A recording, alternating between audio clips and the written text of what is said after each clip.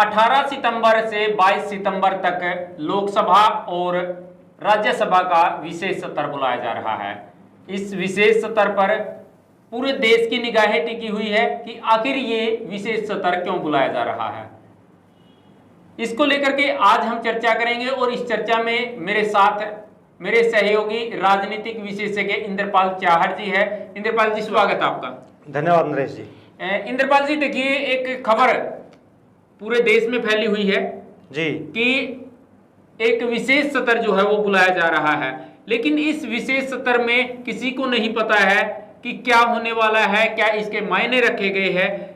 आज इस बारे में चर्चा करेंगे कि आखिर ये विशेष जो सत्र है ये क्यों बुलाया जा रहा है। इसको लेकर के क्या कुछ कहना चाहेंगे?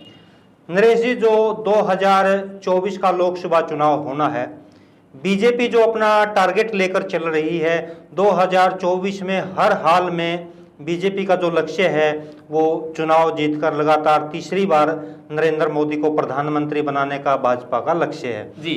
लेकिन पिछले दिनों जिस प्रकार से एक नया गठबंधन इंडिया लेवल पर बना है इंडिया के नाम से, उसके बाद जिस प्रकार से जो दिग्गज नेता हैं वो एक मंच पर आए हैं, उसके बाद भाजपा कुछ डरी हुई ही लग रही है और वो बार बार अपनी रणनीति बदल रही है।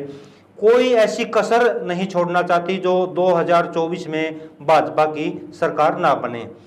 तो जो विशेष अधिवेशन संसद का संयुक्त अधिवेशन बुलाया गया है 18 से 22 सितंबर 2023 तक, उसमें पूरे देश की निगाहें लगी हुई हैं, लेकिन किसी को कुछ नहीं पता कि इसमें क्या होने वाला है। जी बिल्कुल। जो इंडिया की मुख्य नेत्री हैं सोनिया गांधी जी, उन्होंने भी पत्र लिखा है कानून मंत्री को और ये अनुरोध किया कि आप बताएं कि इस संयुक्त अधिवेशन में क्या कुछ होने वाला है, ताकि हमारा जो संगठन है, नया संगठन बना है, वो इस पर विचार कर सके जो इसमें मुद्दे आने यानी कि जब चर्चा होगी तो उसकी तैयारियां जो है वो की जा सके। जी, लेकिन उनको वापिस जवाब दे दिया गया है कि जो आज तक जितने भी 5 अधिवेशन लगभग आज तक 1947 से आज तक हुए हैं जी, किसी भी अधिवेशन में पहले कुछ नहीं बताया गया कि क्या कुछ होने वाला है।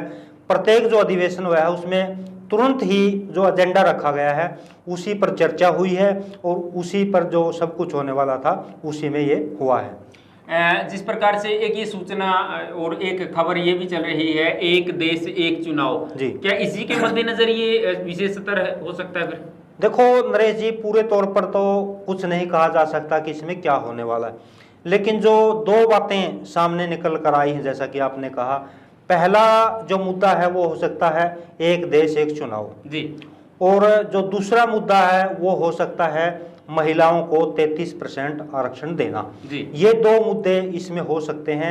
जो राजनीतिक विशेषज्ञ हैं जिनसे बात हुई है, ये दो बातें सामने निकलकर इसमें आई हैं। इंद्रपाल जी, ये बताइए, जिस प्रकार से आपने जिक्र किया कि 33% आरक्षण जो हो वो महिलाओं को दिया जाएगा, आखिर ये किस प्रकार से क्या प्लान जो है इसको लेकर के बन रहा है, क्या हो सकता है ये? नरेश जी, देखिए, जो पिछला परिसीमन लागू हुआ था 2009 में जी, उसमें एक चर्चा चली थी कि लोकसभा और विधानसभा की पूरे देश में सीटें बढ़ाई जाएं, लेकिन वहां पर दिक्कत ये आ गई कि जो दक्षिण के राज्य हैं या हम कह सकते हैं कि जिनकी साक्षरता दर ज़्यादा है, पढ़े लिखे हैं, उन राज्यों में जनसंख्या कम है जी। तो उन राज्यों ने अनुरोध किया कि अगर आप लोकसभा और विधानसभा की सीटें बढ़ाएंगे तो जिन राज्यों में जनसंख्या कम है उन पर गलत असर जाएगा, क्योंकि उन्होंने जनसंख्या कम की है। तो जिन राज्यों में जनसंख्या ज़्यादा है वहाँ पर सांसद और विधायकों का जो प्रतिनिधित्व है वो बढ़ जाएगा जी। क्योंकि जो जब कोई परिसीमन बैठता है और लोकसभा विधानसभा की सीटें बढ़ती हैं तो जनसंख्या के आधार पर बढ़ती हैं। जिस राज्य की जितनी ज़्यादा जनसंख्या है उस राज्य में उतनी ही ज़्यादा सीटें बढ़ती हैं। तो यानी कि फिर इस बार जो सीटें बढ़ाई जाएगी या फिर जो सांसद जो है वो बढ़ाए जाएंगे, वो उनका पैमाना जो है वो फिर क्या रखा जाएगा? तो 2009 में तो वो 2027 से 29 के लिए बैन कर दिया गया था कि सीटें नहीं बढ़ेंगी। अब जो पैमाना, जहाँ तक मेरी सोच है, जहाँ तक मेरी जानकारी है, अगर हम थोड़ा पीछे चलें 1952 से अगर 1962 तक हम जाएं तो उस दौरान जो आरक्षित सीटें थी उन सीटों पर 2 विधायक बनते थे, एक आरक्षित श्रेणी का और एक ओपन श्रेणी का। जी। आरक्षित श्रेणी के लिए 1952 से 1962 तक कोई विशेष सीट निर्धारित नहीं थी कि एक आरक्षित श्रेणी का विधायक ही उसमें बनेगा। जी। उस पे 2 विधायक बनते थे, एक जनरल का और एक आरक्षित का। जी। इसका उदाहरण भी मैं आपको दे सकता हूं। अगर अपने नजदीक का हम देखें तो नरवाना का उदाहरण इसमें हम दे सकते हैं। 1952 में जो नरवाना विधानसभा सीट थी उस पर 2 विधायक बने थे। जनरल की अगर हम बात करें तो नरवाना निवासी कलीराम मोर, और आरक्षित की अगर बात करें तो दनोदा कला निवासी बलेराम माथुर, इस पर 2 विधायक बने थे। इससे जो अगला चुनाव हुआ उसमें सच्चा खेड़ा निवासी अलबेलनैन जनरल से और फकीरिया राम वाल्मीकि कालवन, ये आरक्षित से विधायक बने थे।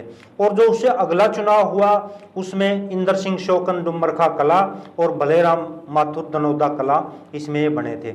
इससे जो अगला चुनाव हुआ उसमें मतलब जो एससी के लिए आरक्षित सीट वो अलग कर दी गई थी। जहां तक आपने पूछा कि पैमाना क्या होगा, मुझे लगता है कि यही पैमाना मोदी सरकार इसमें विशेष जो संसद सत्र है इसमें लाने जा रही है।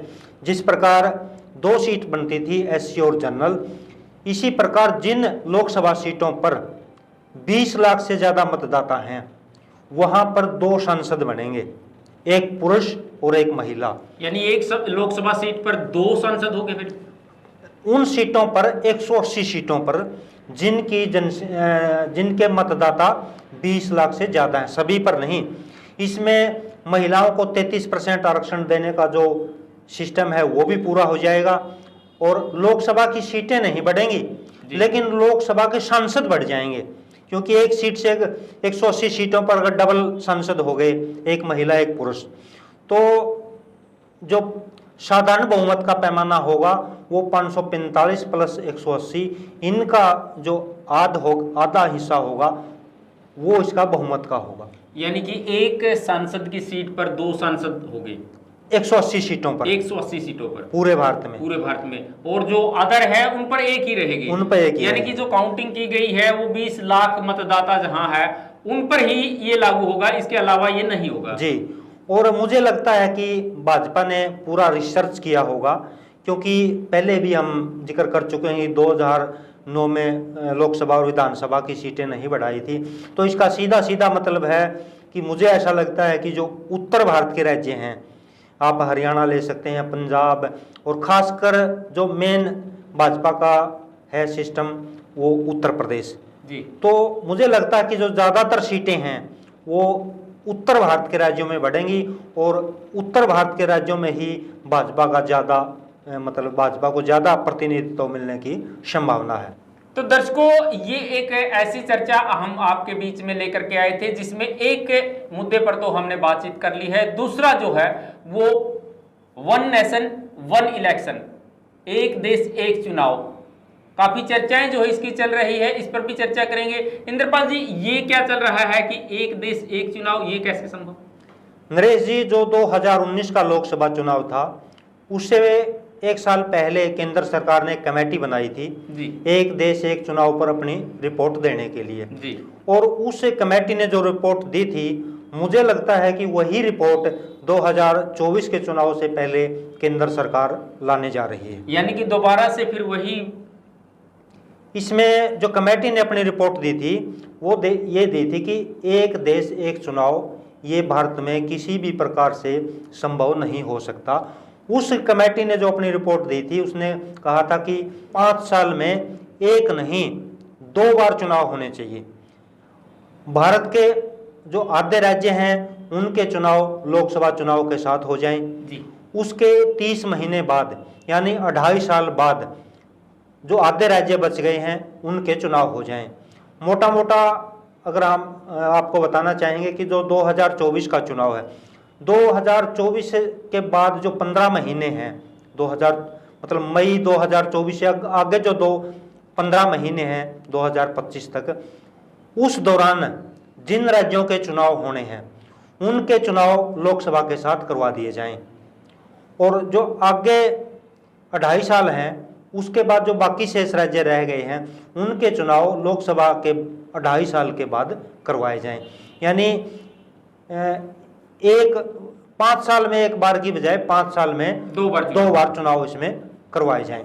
जी। क्योंकि अगर केंद्र सरकार ये लागू करना चाहे एक देश एक चुनाव, जो कमेटी ने रिपोर्ट दी है उसमें उल्लेख किया गया है कि अगर केंद्र सरकार ऐसा करना चाहती है तो उसमें जो संविधान में लिखा गया है उसमें केंद्र सरकार के साथ साथ यानी संसद के साथ साथ लोकसभा और राज्यसभा के साथ साथ हरियाणा में के साथ साथ भारत में जितने भी राज्य हैं उसमें से आधे राज्यों की जो विधानसभाएं हैं उनका प्रस्ताव पास करना भी जरूरी है। और आज जो वर्तमान में अगर हम देखें तो लगभग 19 राज्य ऐसे हैं जिनमें भाजपा की सरकार नहीं है।